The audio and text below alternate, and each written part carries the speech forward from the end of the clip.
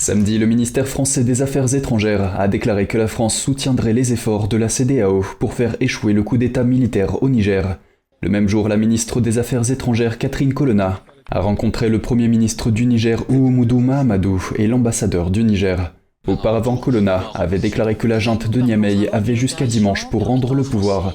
Faute de quoi la menace des pays membres de la CEDEAO d'organiser une intervention militaire devrait être prise très au sérieux, déclarant que la menace était crédible. La France n'a pas précisé si son soutien impliquerait un appui militaire à une intervention de la CEDEAO au Niger. À Niamey, dans la nuit de samedi à dimanche, femmes, enfants et personnes âgées ont occupé les ronds-points et les intersections routières sur le chemin du palais présidentiel en soutien à la junte militaire nigérienne et au mépris des appels internationaux à la réintégration du président Mohamed Bazoum. C'est la France qui est derrière cette force de la CEDEAO pour vouloir nous agresser. Et je pense bien qu'ils ont constaté que nous avons le soutien du Burkina, nous avons le soutien du Mali, nous avons le soutien d'un certain nombre de partenaires qui sont prêts à en découdre si le Niger sera attaqué. C'est une déclaration de guerre. C'est la fin de la CEDEAO. C'est la fin de la CEDEAO. Parce que nous avons espéré que ce serait une CEDEAO de peuple, mais malheureusement c'est un syndicat de présidents. Moi, ce qui m'inquiète, pour un seul individu, on va détruire tout un peuple. Réhabiliter Bazoum, réhabiliter Bazoum. C'est juste ça. C'est pour ça que les gens veulent venir nous faire la guerre.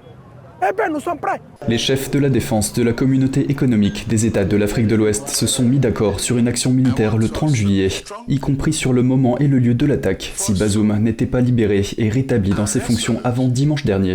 Sur fond de musique militaire et de vuvuzelas, plus d'une centaine de personnes ont dressé un piquet de grève près d'une base aérienne de Niamey, s'engageant à opposer une résistance non violente en soutien à la nouvelle administration militaire. Cette initiative, c'est notre façon, en tant que société civile, en tant que citoyen, de participer à la stratégie de défense de notre nation. Vous savez, dans tous les pays, la défense de notre patrie n'est pas l'apanage des seuls militaires. Nous avons, comme vous le voyez, nous n'avons pas d'armes, mais nous avons nos cœurs, nous avons notre sang, et nous avons décidé de mettre notre sang au service de la défense de notre patrie. C'est ce qui fait que nous sommes déployés, non seulement sur les principaux carrefours de Niamey, mais nous sommes également présents sur beaucoup de points et de carrefours à l'intérieur du pays. Dimanche matin, la capitale était calme, les citoyens ne semblant pas découragés par la menace d'une intervention militaire de la CEDEAO. Dans la journée, face aux préparatifs guerriers de leurs voisins, les putschistes ont fermé l'espace aérien. La junte a déclaré qu'elle ne céderait pas aux pressions extérieures, l'incitant à se retirer après son tour de force du 26 juillet. Des milliers de partisans du coup d'État ont afflué au stade national pour un rassemblement militaire. Des applaudissements nourris ont accueilli chaque phrase du discours lu par un représentant de la nouvelle administration dirigée par l'armée. Ce 7e coup d'État en Afrique occidentale et centrale en 3 ans a ébranlé la région du Sahel occidental, l'une des plus pauvres du monde, qui revêt une importance stratégique pour la Russie, la Chine et l'Occident.